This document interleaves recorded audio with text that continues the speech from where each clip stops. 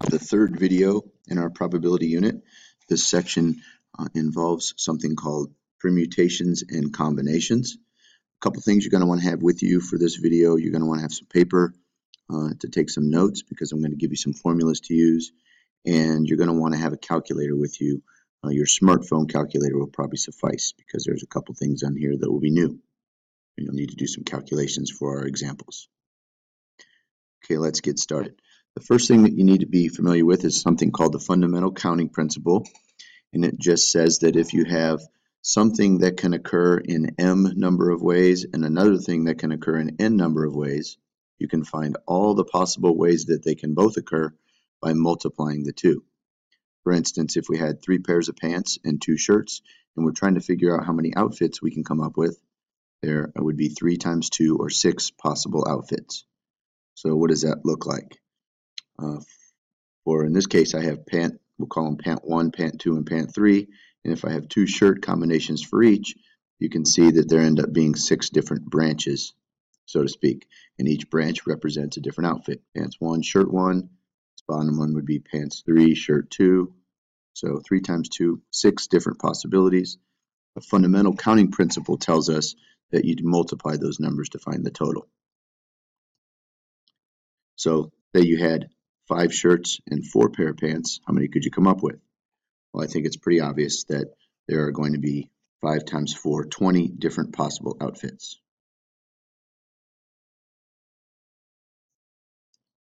Now, how do we use the fundamental counting principle in other problems? A useful historical problem, I think, talks about license plates. And it says in 1912 in Maryland, they used this type of license plate. There were 4 digits, just number digits. And then in 2004, they went to a license plate that looks like this with 3 letters and 3 numbers. Why did they do that? Well, in 1912, there are 10 possible ways of doing the first digit, 0 through 9, right? 10 digits. 10 for the second, 10 for the third, and the fourth.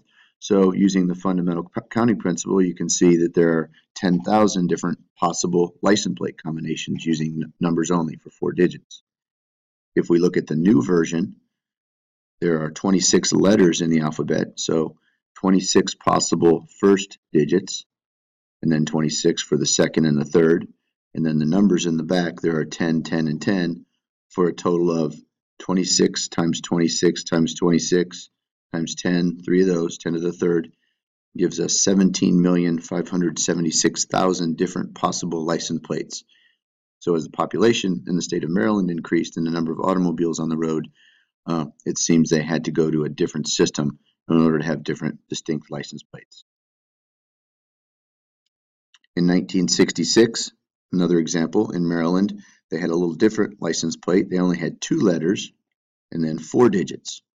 So use this information and figure out, you can pause the video now, and figure out how many different license plate possibilities there were.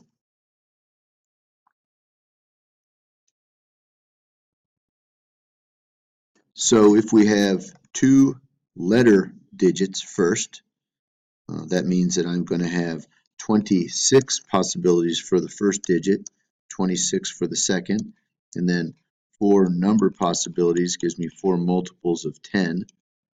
And if I multiply those, I end up with 6,760,000 different possible license plates in 1966. Through what we call permutations. A permutation is an arrangement of items in a particular order, and that's very important that the order matters.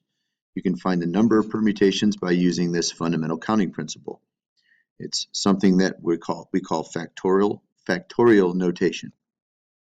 So we'll talk more about that here in just a second. But for example, how many ways can you arrange the digits 1, 2, 3, and 4?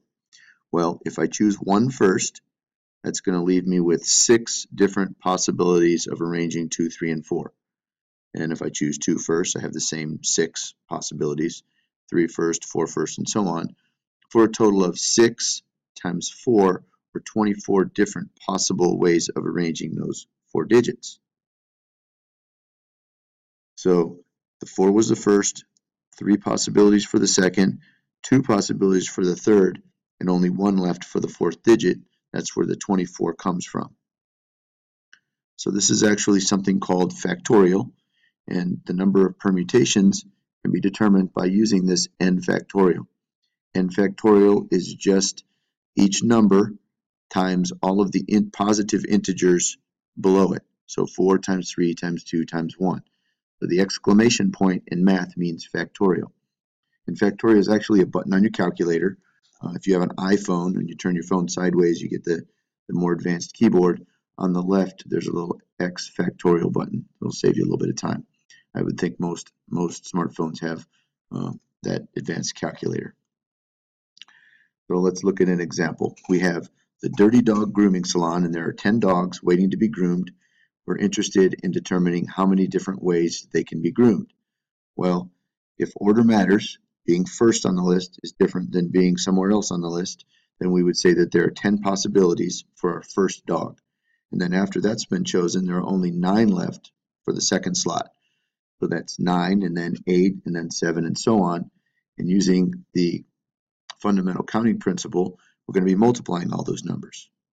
So that gives us 10 factorial, which is 10 times 9 times 8, and so on, for a total of 3,628,800 different possible ways of arranging 10 dogs. So for another example for you to try, how many different ways could you arrange 6 trophies on a shelf? Let me get my pen here again. That's going to be 6 factorial, which is, let me do a calculation here, 720 different ways of arranging 6 trophies on a shelf. Some permutations, though, don't use all of the available items. So we might not be interested in arranging all 6 trophies. We might want to only arrange our favorite 3, or something like that. For example, if we have, we're trying to find a 4-digit combination of numbers that we have obviously 10 digits to choose from for each, but we can only use them once. So there's going to be 10 possibilities for the first, 9 for the second, and so on. And 10 times 9 times 8 times 7 gives me 5,040 possible different ways of arranging those 4 digits. So we need a formula to use for this. And our formula is this formula right here, NPR. If we have n different things that we want to arrange, it's a permutation because we're going to determine an order matters for these, and we're only going to arrange r of them.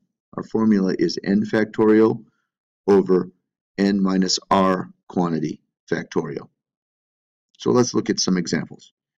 For example, we have 7 yachts that are going to enter a race, and we're going to award first, second, and third place in the race.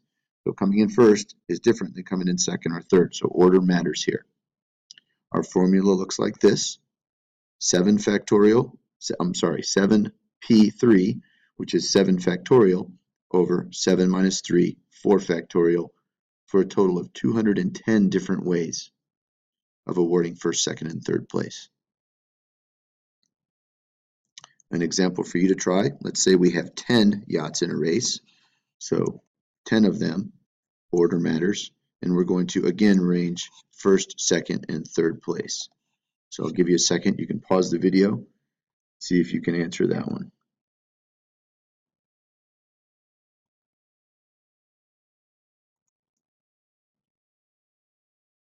And when I do it, I get 720 different ways of awarding first, second, and third place from a group of 10. The final concept that we're going to talk about today is called a combination. It's very similar to a permutation, but the difference is, in this case, order does not matter. And the formula that we use looks like this. It's a little more complicated.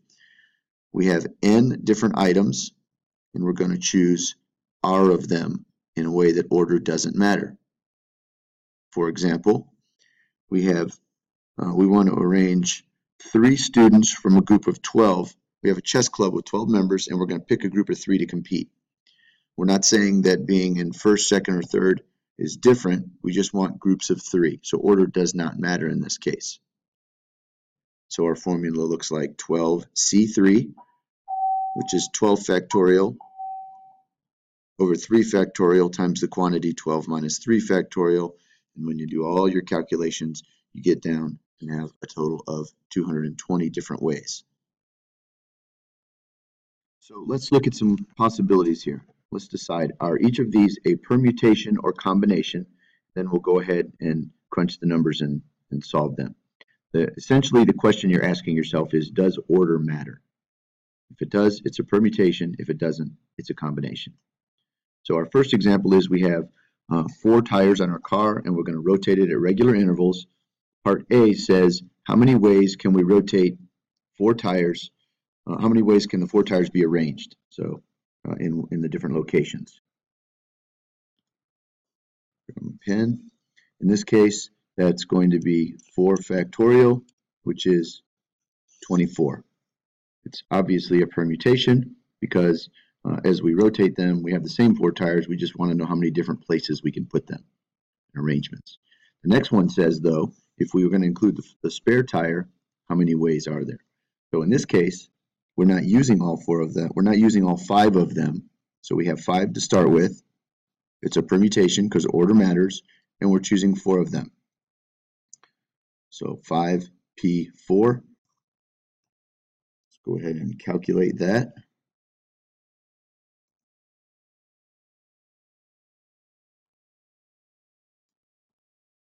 And that I find 120 different possible ways of arranging my 4 tires if I am including the spare in the mix.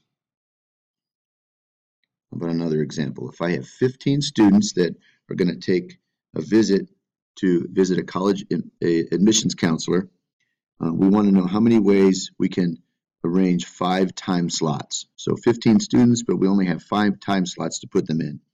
And since we have time slots, being first on the list is different than being 5th on the list, so order matters. So in this case, we're looking at 15. It's a permutation. We're choosing 5 of them. So there's my formula. Let me go ahead and calculate it. And I get 360,360 different ways of arranging 5 time slots from a group of 15 students. And the last example for today, we have 8 swimmers in a competition where the top 3 swimmers are going to advance to the next round. How many ways can 3 swimmers advance? So we're not deciding who's in first, second, or third. We just know that if you're in the top 3, you get to move on. So that means order doesn't matter. In this case, I'm looking at 8 swimmers. 8 swimmers. Let me start over here. 8 swimmers. C, because it's a combination, and we're picking 3 of them. So using my formula, I have 8. We're going to use 3. And there are 56 different ways of having a group of 3 from a group of 8. So you're going to get some practice in class. Ask your teacher lots of questions. And thanks for listening.